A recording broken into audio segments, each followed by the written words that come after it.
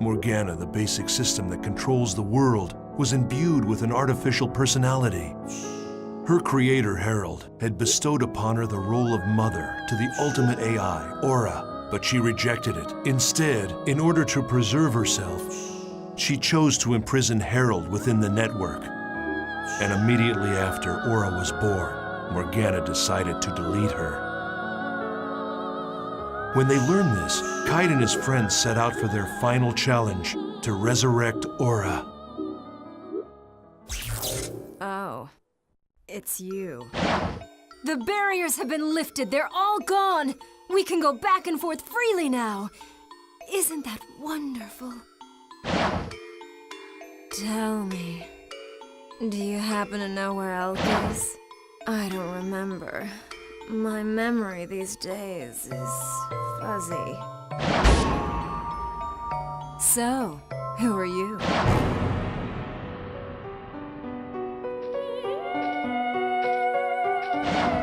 Elk.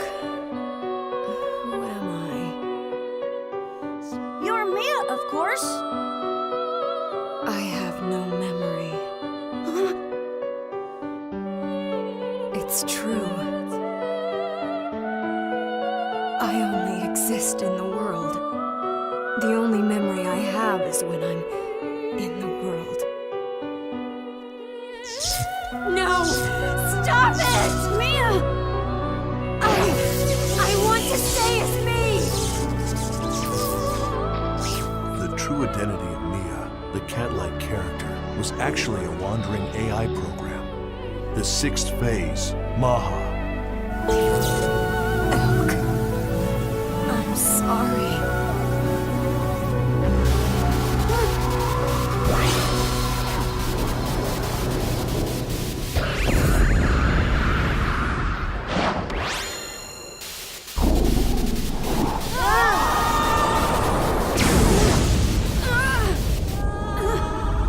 It's unclear why the sixth phase was the only one to take the form of an NPC. This was yet another important sample case for Project GU to consider.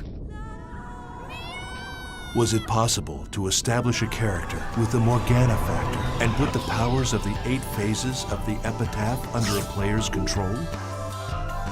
Maha, the sixth phase, was destroyed, thus causing Mia to be erased as well. Elk, the Wave Master, had lost an irreplaceable companion. He mourned her deeply.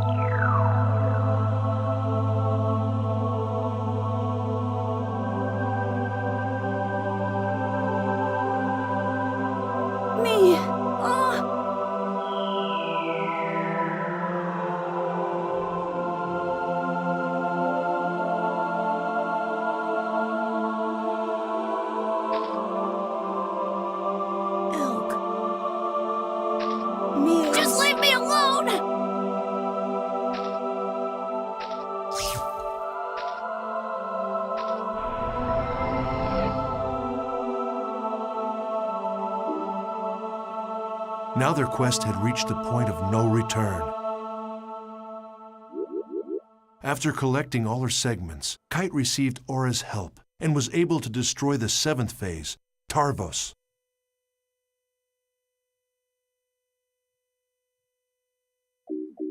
In order to cover up the unfortunate fact that several gamers had collapsed into a coma while playing the world, CC Corp planned to destroy their servers. So to Kite and the others, their greatest enemy may very well have been the greedy, power-hungry humans in charge of the company. If they succeeded, and the world's servers were destroyed, Kite and his friends would never be able to revive the coma patients.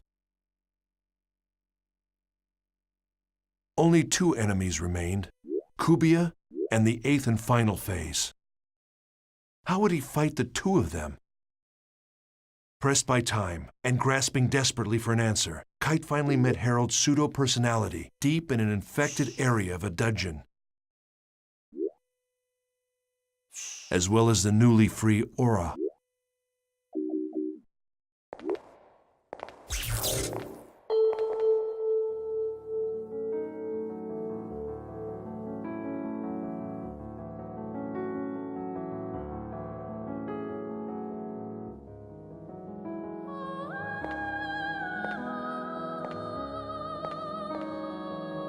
Who goes there? Who are you?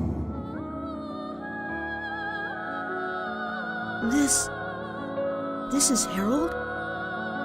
My name is Harold. What? Hey, you're nothing but a piece of rock! You're responsible for the cursed wave, aren't you? All right then, fix this thing! No, the passage of time is irreversible. Birth or death. Now only these two choices remain. What? What are you saying?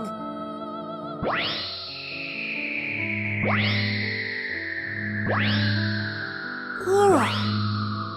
Aura, the child of light. Emma's daughter. My daughter. Just a little more. It's no use. This guy is totally gone. Aura, I have something I want to ask you. You said that I shouldn't fight Kubia, but why? Kubia is the shadow. When there is light burning in the darkness, a shadow is born. When the bracelet appeared in this world, Kubia was born as well. The bracelet and Kubia are the opposite sides of the same coin. Therefore, if you defeat Kubia, the bracelet will be destroyed. Kubia must have already known that, and that's why it kept running away. Kubia will no longer run away. Because I have finally been released. What do you mean? Massive data believed to be the wave is heading in your direction. That's the last one! Destroy it! Traveler, take this to heart. It is darkest before the dawn.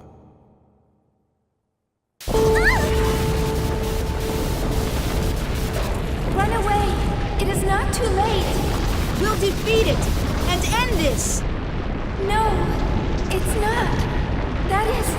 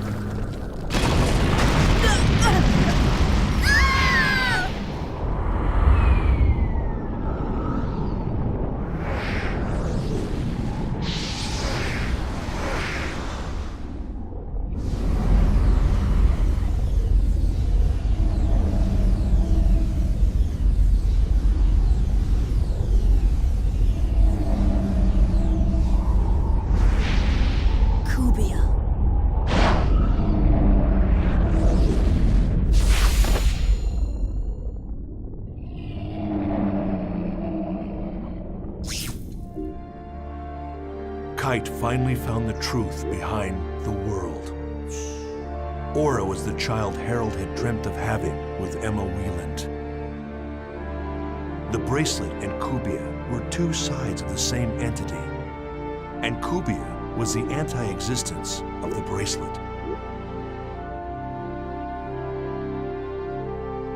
To defeat Kubia, Kite would have to abandon the bracelet.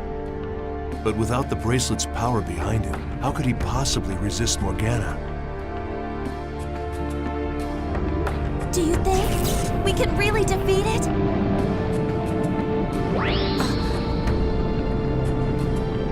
Black Rose, strike my bracelet. You want me to do what? Hey, what the hell are you saying? If they're two sides of the same coin, then this would settle it. But the bracelet, it's... Forget about the bracelet. We're in danger. If you can't do it, Oh, all right, fine, I'll do it. I'll do it, so shut up. Ah!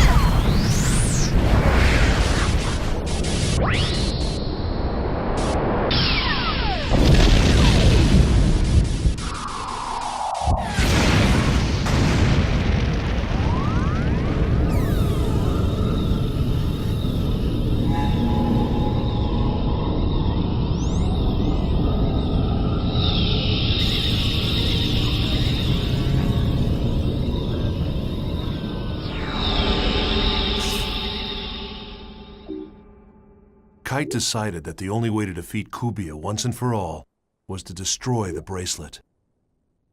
To do so, he was forced to enlist the help of Black Rose. Kite believed that the revived Aura had enough power to stop the cursed wave of Morgana. That's what Epitaph of Twilight meant. Twilight refers to a time of day that contains both light and darkness.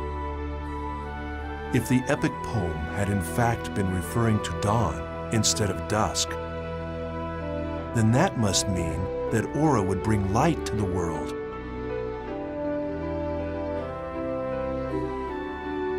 Along with Aura and his other companions, Kite faced off against the 8th phase, Corbenic. Joining them were Kazu and Sieg, who had regained consciousness with the resurrection of Aura, as well as Kite's close friend, Orca. To win this battle, Kite would have to beat not only Corbenic, the 8th phase, but also Morgana, the source of all the phases.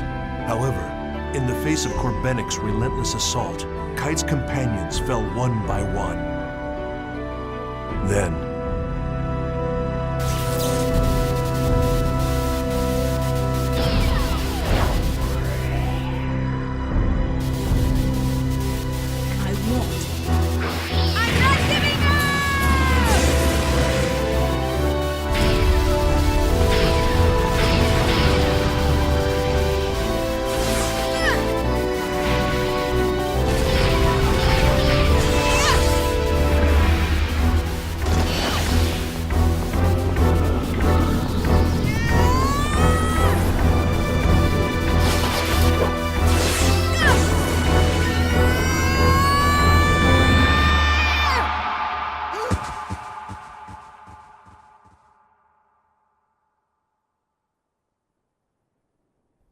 the brutal fight came to an end in an unexpected way. Aura sacrificed her own life on the tip of Kite's sword. Self-sacrifice It was the final act necessary for Aura to awaken as the ultimate AI. It was a bitter irony. Aura had finally become the ultimate AI. She attained a wisdom beyond that of humanity, and in doing so, she formed a new system. A better system in which the world could exist. Yes. It was a far greater dream than any of us at Project GU had ever hoped to see fulfilled.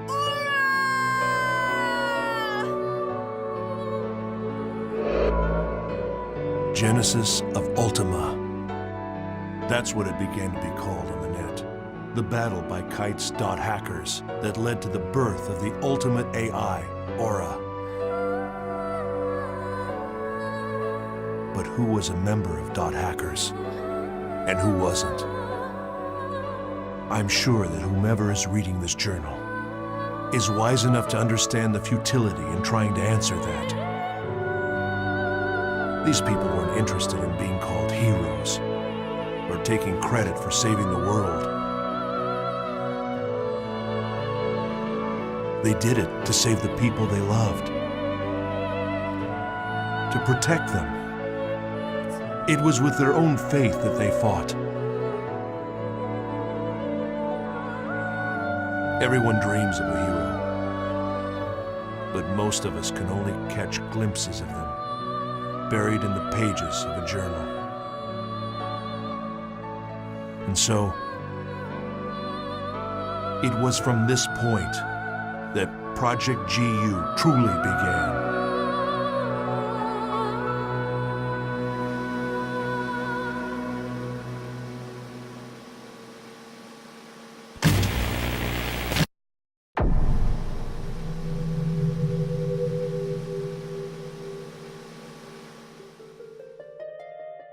The 4-year period between 2011 and 2014 were golden years for the world. It was no accident that this coincided perfectly with the presence of Aura. After all, the world was an online game managed by the ultimate AI. Even in CC Corp, this was known only to a limited number of people. From the moment it began, no one fully understood Aura, the omnipresent AI system that controlled the world. The average player would have no way at all to even learn of her existence. Aura had inherited the intelligence of a genius, Harold Hewick, and the beauty of a poet, Emma Wieland. She was the ultimate administrator of the world, and a gifted debugger. And yes, she could behave like a temperamental creator. As the lone deity in the world, Aura would sometimes act impulsively like a fickle goddess.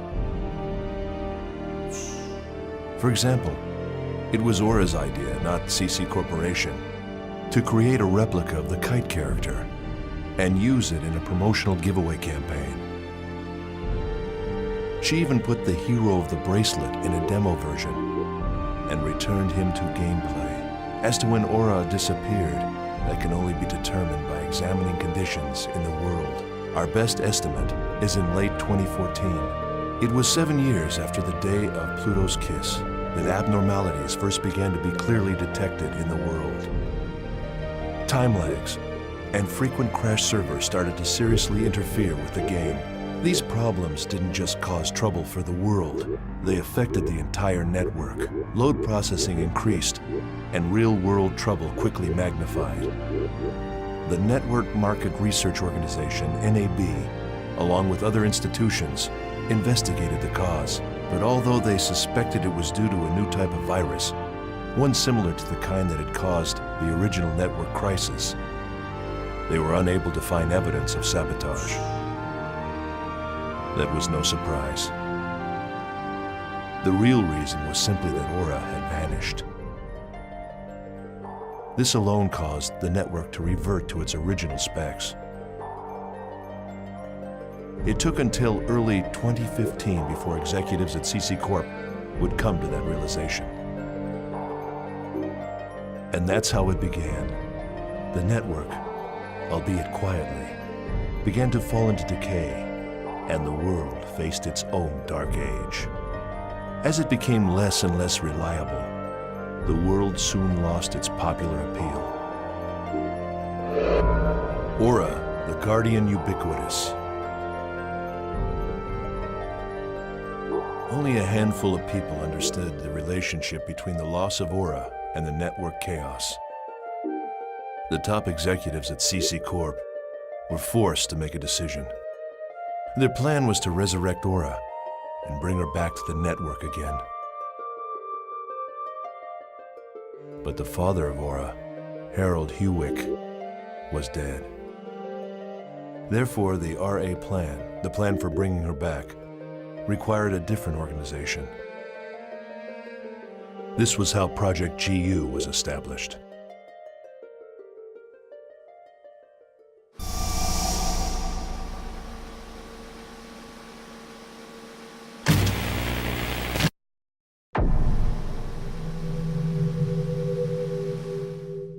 The loss of the ultimate AI, Aura, was the second major network crisis. In other words, the birth of Aura paved the way for the world's second paradigm shift. The world's golden age lasted from 2011 until 2014. When Aura's disappearance was confirmed, the world's golden age had truly become a dark age. A variety of problems, such as faulty servers, began to spread everywhere, not just the world, but over the entire internet. However, once CC executives learned that the cause of these problems was due to the loss of Aura, they began to formulate a plan to counteract against the silent danger. They would forcibly restore Aura back to her original state. They intended to seize control of the next network society by creating and managing this ultimate AI themselves. It was a return to the plan both CC Corp and Ultimate Corp had hatched during the first network crisis. That was back in 2005, when they were still using the Ultimate operating system. Ultimate had managed the network's hegemony. This is how Project GU officially began. It was all thanks to CC Corp's sponsorship. The budget was limitless. A special team was put together. First-class engineers, AI programmers, and other technical experts. I myself was also a major part of this project. I was brought on to represent CC Corporation and ensure their goals were met. The project's overall objective was to restore Aura, and thus GU's RA plan began. The RA plan. We were to salvage the 8 broken pieces of the Morgana Factor, which had sunk into a sea of data after being destroyed by Kite's bracelet during the 2010 Morgana incident. It was thought that by sealing each piece of Morgana Factor separately into character data, players could then take control of them, one at a time. There were precedents for this kind of strategy. The mind of a player known as Sora had attached itself to Skaith. And there was Maha, whose mind was thought to have adhered itself to the wandering cat-like AI, Mia. Of the people involved in Project GU, there was one man on the team who was absolutely invaluable. Jotaro Amagi, an elite mind who came to CC Corp at age 19 after working intelligence for the Ministry of Economy. For his age, he was truly a genius.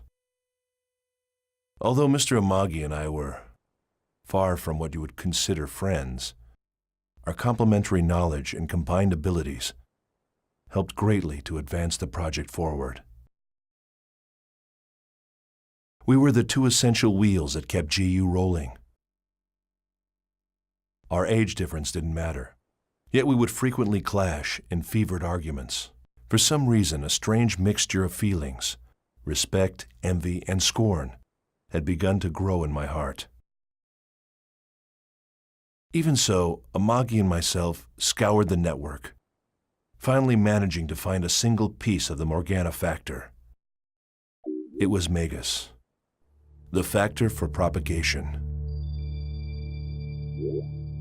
After a great deal of trial and error, the team finally succeeded in attaching the Morgana factor to a character in the world. This completed prototype became known as an epitaph user, so named for Morgana's 8 phases of the epitaph. The one we completed first was called the epitaph user of propagation. However, no one involved in the project, not even myself or Amagi, could use one of these characters. When someone would try to log into the world with one of these characters, an unbearable vertigo, nausea, and headache would paralyze him. The Morgana factor, just as it had in the cases of Skaith and Sora, showed a high affinity for human minds. But perhaps that was only towards the chosen ones. Amagi had a theory that the Morgana factor could choose the player it would attach to, and though conditions were unclear, the Morgana factor would approve only a certain type of human. If that were indeed the case, locating those 8 chosen ones became an important issue for Project GU. At the advice of Amagi, a search team was created within the security admin department. They would filter players in the world to find the chosen ones. Unfortunately, we learned that Sora's real-life player had already canceled his account with the world.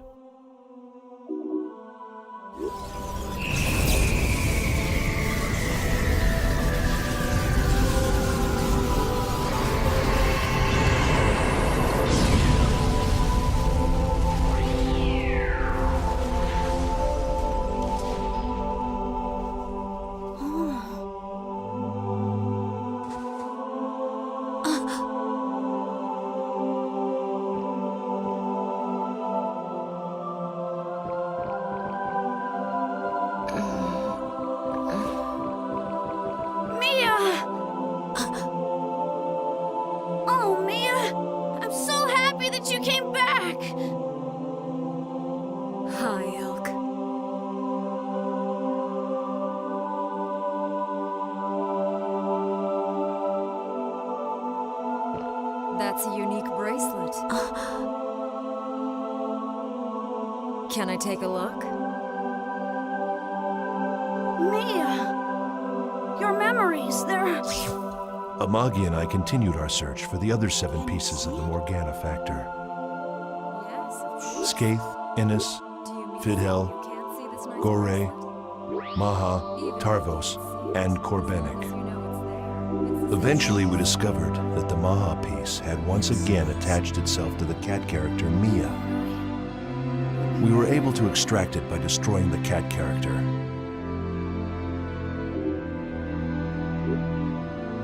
We continued to produce epitaph users one at a time, and eventually we had completed all 8 of them. All we had to do next was allow the chosen ones to control these epitaph users, then have them use the power of Morgana's 8 phases to activate the program Amagi had created. This RA program would restore Aura, gateway to Utopia. We at Project GU had come so close. We had almost arrived at our Utopia.